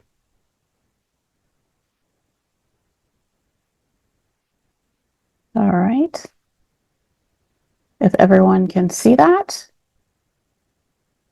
Hopefully you can. Yes. Wonderful. Let me see if I can get the... All right. So shortly before beginning my PhD at UC Irvine, I was utilizing the Slave Voyages org database for research. That's the database that's headquartered right now at Rice University. And I was getting overwhelmed by the sheer number of lives recorded in its statistics. And I was struggling, and I'm still struggling, with how to make those numbers that are in the database visible as the lives of human beings. And my first crack at it was the mixed media piece, 12 Voyages, which is an abstract representation of how the statistics from voyages that mostly originated on the East Coast of the US, the ones I selected. And each square in the piece was an individual painting with data visualized, dates of departure and arrival. Make it a little larger there so you could kind of see some of that. Numbers of human cargo embarked and disembarked, and the large black number in the center, which represents the number of Black lives lost during the course of the voyage. And the piece was displayed in galleries in Japan and the US in 2017, after which it was purchased by a collector. But when it was displayed in Japan, it seemed to resonate with the audience in a particular way, in part because I think of the direct cultural connections that the Japanese have with their ancestors. They connected with the piece almost immediately, whereas in the West, in a bit of a contrast, we tend to be very future focused. So I plan to use this methodology. I'm really looking forward to using this process to actually tackle some of the stats some of the data I've been researching in the Americas portion. So while pursuing my PhD, I was also intrigued by Christina Sharp's writing on residence time, which is the amount of time it takes for the ocean to completely consume something, in this case, a human body. And Sharp notes that our bodies are composed mostly of water and salt, or sodium, and sodium has a residence time presence of up to 260 million years, which means that my ancestors that left the African continent more than 400 years ago, but did not survive their voyage, have a residence time presence in both the Atlantic and the Pacific that will outlive my relatively short linear time presence on Earth. And I began to explore the myriad temporalities of Blackness in my art practice. And Sharp's writing is infused with reflections on memory and the ocean. And I began to consider the ocean as an entity, of a container of memory of my ancestors. And I Googled the phrase ocean memory, and I came to this. Let me see if I can make this work here. It's better. I found this project called the Ocean Memory Project. Sharing again, which was a group of artists and scientists investigating the concept. And I joined the group in 2020 and attended the conference on genomics and cognition, where we each presented a 2-minute talk prompted by a question. And my question with regard to my ancestors was just basically, where are they? The Ocean Memory Project explores the question of whether the dynamic structure of the ocean can record environmental change on a variety of timelines. And I thought, well, if that's the case, then it must have a trace or memory of millions of Black bodies deposited into it over the course of hundreds of years. And after the Cognition and Genomics conference, share another part of the Ocean Memory Project here. We were invited to apply for a grant to continue working on what we discussed at the conference. And the funding was the first phase of Descent and Transformation, the multimedia project that was organized by myself and Max Marcellus. It's the inspiration for the art exhibition that opens at Residency Gallery on the 9th. And the funding supported footage shot in Rhode Island and Nassau, the Bahamas in 2021. And Professors Stefan, let's see if I can get this up here, Stefan Helmerich and Melody Zhu produced recordings inspired by the footage that we shot. And these were presented at the Fulcrum Arts, see if I share again. There we go. Fulcrum Arts Conference, Deep Ocean, Deep Space in 2022. And you can see here, these are side-by-side photos of the freedivers that we worked with in Nassau. And I also incorporated the concept of ocean memory into my dissertation project, which is an exploration of the temporality and territoriality of Blackness as seen through the work of 3 artists. Make this a little larger here. You can see the whole thing. There we go. Ellen Gallagher, Jason DeCaires Taylor, and Lorna Simpson. All three artists utilize imagery of the black body, or in the case of DeCaires Taylor, biodegradable, concrete, life-size models of the black body. Their work investigates ocean memory and the disintegration that accompanies death in the ocean, while at the same time feeding the ocean's life cycles. In writing my dissertation, I began to conceive of the black body as a form of language, articulating the human through its resonance time presence. The millions of bodies entered into the ocean over an extended period of time, each one contributing a unique DNA into the ocean's sea life that is both visible and invisible to the human eye. In this way, the black body is a sustainer and generator of life, much in the same manner as the black body's simulacra of Jason DeCaires Taylor's art, sculpture, vicissitudes, has become covered with and are consumed by the microbes and coral and other sea animal life they encounter in their installed presence on the ocean floor. When the sculpture was first installed, the artist said that it had nothing to do with the Middle Passage, and it was not intended as a tribute to lives lost during the slave trade. Instead, he proclaimed it about hope, but the impetus to make other interpretations remains. One can extrapolate a parallel meaning with the role of the black body as a building block of Western power, not only through labor, but through the lives of free people of the Black Pacific, such as William Thomas Shorey, a whaling captain who led voyages through the Pacific and the Arctic.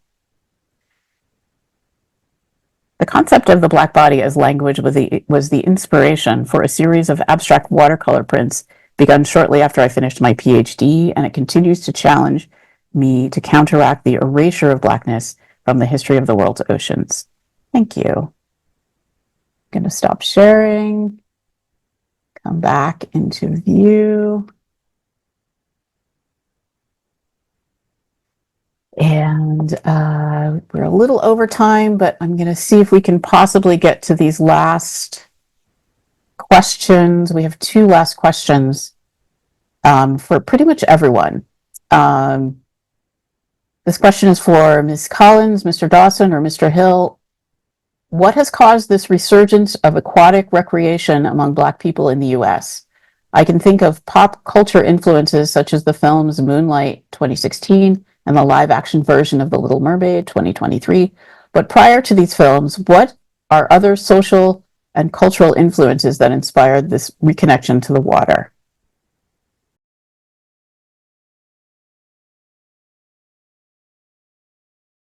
And actually, I'm going to add the second question, which is kind of related. For any of the panelists, has your research explored the Black beaches in Southern California or elsewhere and the history of racial restrictions related to access to beaches by Black persons, as well as selected beaches exclusively for use by Black persons during certain periods in history? I'll just quickly say that the exhibit does point to some of these Black beaches, and if you want to have a closer examination, scholar Allison Rose Jefferson has a beautiful book, Living the California Dream, that really takes a deep dive into places like Bruce's Beach, Inkwell. She also had a show at the California African American Museum in Los Angeles. And then to the first question, I think it relates to a lot of what Jamal was saying about inheritance. I think a lot of this resurgence, these seeds have been planted long ago, and it's a lot of ongoing activity that's gaining particular types of momentum. I don't think there's any coincidence that it's also happening with extrapolation of things like social media that can also tie folks together. There's been instances of Black surfers coming together in the mid-20th century through things like mail and surfing newsletters, and now we have digital forms of communication that can also spread that even and quicker. So things like Nick Galbadon Days in Los Angeles, or Day in the Stoke, or Black Girl Surf. I think you see a lot of this this resurgence because they're heir to an inheritance of long-standing practices where people have been surfing and swimming in recreational capacities, but now we just see it more as well and are able to get more folks interested. Thank you, Caroline. I know you have to go.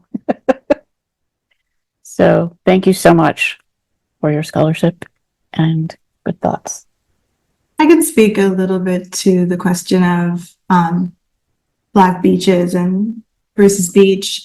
Not that I've done a ton of research on it, but I do find it a really interesting case study because in this case, the city of Manhattan Beach kind of under the pressure of the kind of racial uprisings of 2020 decided to pay reparations in a sense back to descendants of the Bruces whose land was taken away from them in the 1930s by eminent domain. But interestingly, like within a year of that transfer of the land back, the Bruces were offered also a deal, right, to sell the land back to the city for $20 million. And that's the deal that they took. So yeah, we can think about that in terms of reparations, but I think it also brings up a lot of important questions around, you know, like whether we want to have that relationship to land, to treat land as property, right? And like the indigenous peoples, the Tongva peoples, that was their homeland for, you know, tens of thousands of years before it was home to the Bruces, and they didn't get to be a part of that reparations plan, right? So I think that one thing that my work seeks to do in looking at Black histories, Black Atlantic, Black Pacific histories, is really to think about the relationship of Black people to indigenous peoples on this land and to more ally our goals and our sense of belonging, because in many cases, both Black and Indigenous peoples have been exploited at the shoreline and displaced from the shoreline. And there's a lot of harm that has happened in North America and beyond that requires us to think really differently and anti-colonially about any sort of path forward, whether that's reparations or some kind of more relational repair. Does anyone else want to address the last two questions? I can say something briefly. I mean, without going into, I mean, Dr. Guerin, I spoke really eloquently. I mean, I think one of the things, though, I mean, to keep in mind is like when you ask when the question poses why the resurgence, I think because it's fun. I mean, we can't minimize that. I mean, it's fun to suspend your body in water, to experience that weightlessness, to experience surfing. To the point, to Dr. Guerin's point about recognizing indigenous, I would just put a plug out to San Diego State. They have a surf conference. They have a board studies program that considers skateboarding, surfing, and snowboarding in Black and Brown communities, indigenous communities. The next conference is going to be in October. And I think all of you guys should think, everybody here should think about going and participating. I mean, just, it's beyond, yes, it's a conference kind of on surfing, but it's also on thinking about a lot of the things that have been brought up here. And so, and also to Dr. Collins' Stoke Days. I mean, I got to participate a little bit at the end of this past quarter's surf days. And so, yeah, take a look out for that at UC San Diego because they're fun. Wonderful, thank you. We had one question that we didn't get to address. So what I think I'm going to do is I'm going to write you all as a group. There was a question from the undergraduates as to how you all came to your research. Because I think there's sometimes when you look at faculty profiles and you look at, if you're just like an incoming student and you look at their specialties and you're sort of like, wow, how did they wind up studying that or writing about that? And I find that each journey to scholarship is really, really unique. So I think it would be helpful for, undergrads who are thinking of going on with their studies to know how each of you came to your scholastic journey. So I'm going to poll you on that, and then you can give me written answers and I will post them on the Instagram that we're using as publicity for this project. And also, Kathy, when we post the recording of these answers can be added. Yes, I can add, and I will add them definitely to the recording. Great. So Also, Kathy, I just want to go back to the very first question about what Latin America and racial hierarchy. And I just want to put Haiti in the conversation of Latin America. I think oftentimes when we perceive Latin America because of our understanding of who can be Black and who cannot be Black, Haiti is not put in the conversation. Now, of course, they have their own kind of social structures that have led to disparities in their own way. But this is an example of a Latin American country that is created through their independence movement with the prioritization of Black wellness. And I just wanted to plug that in there. Not that I'm a Haitian scholar, but No, me neither. But I think the reason it gets left out is because of the French association to it sometimes. So I think a lot of people make that argument, but Yeah. I would argue that it gets left out mostly because it's a Black Black, country. yes. That too. No, I agree with you. I agree with you. Okay. Well, I think we are over time, but thank you all so much. It's been a really fascinating couple of hours, and I so appreciate your scholarship, and it has helped me immeasurably in curating this exhibit, believe it or not. As Kevin knows, I started reading his book when I was writing my dissertation. I'm still reading it, and I've been reading all of your scholarships kind of individually. So I just want to say a huge thank you to each and every one of you for this afternoon. Thank you. Kathy, for all of this, and see you in a couple of weeks in Inglewood. Yes, I'm going to stop the recording.